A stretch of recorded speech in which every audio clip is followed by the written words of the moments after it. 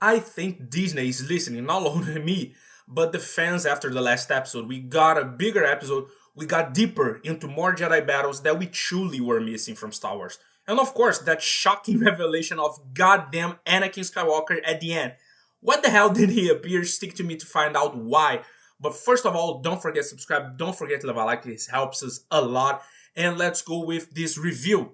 As I told you initially, this episode, unlike the last one, is reasonably longer, about 40 minutes, which I think is a completely acceptable length, even though you need to have 8 episodes. The more episodes, the better, as long as you bring a lot of content and a cohesive story.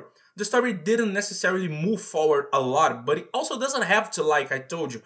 It's not 6 episodes like the original series, so it doesn't have to run too much with the story. Ahsoka and Sabine are attacked first by a few orders of minions from Morgan and Balin, which wasn't technically a lightsaber versus lightsaber fight, but really we saw maybe what a lot of Jedi fights could be missing. It's surprising that I say that it was Ahsoka during a battle to use the Force. Maybe we get very attached because of the series. The Force was used only as a way for you to have a greater perception of reality and not effectively a mechanism of, for example, levitation. And of course, you inevitably use this as a creative way to defeat someone. In Ahsoka's case, she basically puts one of them in front of the other humans as a shield. And obviously for them to face the minions was not the slightest challenge. The real challenge really was when you had Balin's apprentice Shin and the Inquisitor coming to face both of them. But I just think it wasn't really right. It was Sabine to face the Inquisitor, who I believe is the weakest among the two, while Ahsoka needed to face Shin. But it's obvious Sabine still had something to prove to her, but really seeing the two fight, Shin seemed to just be messing with her, because even in the first episode of the series, you see her defeating entire hordes of soldiers, and she couldn't defeat Sabine. Obviously, Sabine has already reached cowardice, which is right, and she didn't just use her blasters when she was losing it. She even learned a little with Kanan in Rebels when she learned to use the Darksaber. It serves as almost a substitute for the fact that she cannot use the Force at all, but I think that's a matter of time for her to start learning to use it. Meanwhile, Ahsoka still seemed to have a little difficulty facing the Inquisitor, but it didn't last long until the two of them did a pose very similar to those samurai movies where one is waiting for the other to give the last blow, basically. To the same position as she is holding the saber is very characteristic of samurai, until she lands the final blow by slighting his belly and a very awkward stunt happens where basically oil oozes out of him like car oil instead of blood, but this obviously must be because he must be of a race other than obviously humans. As I told, Ahsoka quickly solved the problem with the Inquisitor while there was Shin and Sabine butting heads. And now that we have to perhaps explain a little the nuances of the meaning of this episode, that is Fallen Jedi, because we are facing two of them in question. Ahsoka, who kind of denied the Force during the Clone Wars. She never did use the Force, but she kind of walked away from the Jedi Order before she even disappeared. And Balin, who also does have a similar move with it, but he turned more to the dark side. I would like us to understand a little bit more of the story of him, exactly to understand first where he was during the wars. That by his age he must have been just an apprentice, because Obi-Wan about 10 years ago in the series was already an elderly person. So when the Order 66 appeared, he was just an apprentice. And he also references Anakin a lot. And since he knows that she was his apprentice, he tries at all costs to try to create this identification with them that they have to a certain extent to bring her to his side. He even gives an explanation for the fact that he wants something with the witch and even to go to the other galaxy to rescue Thrawn. I did not get too much of the explanation.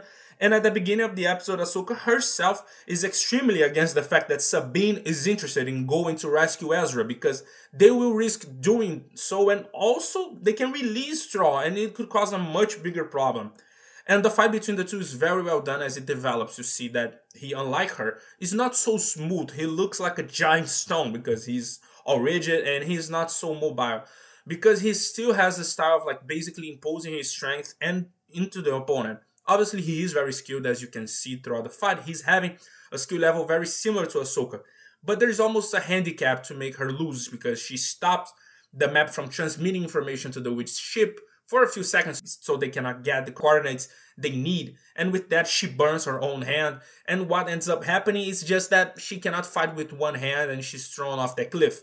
Sabine arrives to try to help destroy the map, but remembering the discussion she had with Ahsoka, Balin demonstrates that he has a lot of knowledge of the Force because basically, in my opinion, he gets into her head and makes an interpretation that actually the only family she had was Ezra. How is she going to leave her own family? He at least keeps his word that he won't kill her, but he is, in a very clever way, kind of paralyzes her because she wasn't going to do absolutely anything. And there was nothing she could do that would kind of hurt him. So she was in a hard spot there. Hera still arrives there with the Republic ships to try to stop them, but they had no idea that their ship was a huge ass circle. When they pay attention to that thing is going to space, I thought the same thing that happened with the ships in episode 8 would happen. But as the bow of the ship is so gigantic, it passed outside the ships, only that it provoked a force that caused them to crash into each other, taking Sabine prisoner as they headed towards that new galaxy. And then you ask me, where the hell is Ahsoka? Well, where exactly she landed was not 100% clear. There are two theories: she fell into the sea, and I think enter a mystical cave that makes her have a general perception of things, maybe, or what I believe is true, because she felt there she was hurt a lot. So she was almost on a threshold between life and beyond. Even staying on that magical bridge, and what kind of reveals this is what we hear from the person behind her, which when I heard it, I was shocked, where we see her former master Anakin calling for her, saying that he did not expect to see her so soon. So there is it interpreted that it was almost the beyond that the Jedi go when they die. And I was very excited when I saw that ending because I can't imagine the discussion they might have in the next episode. Because she's seeing a vision of her master that she hasn't seen since she abandoned the Force. She found him, but already as Darth Vader's form, that she couldn't convert him onto her side. And obviously, she knew he had died, but I don't know if she knew he had died under the circumstances that he had when he saved Luke and redeemed himself and becoming a good spirit.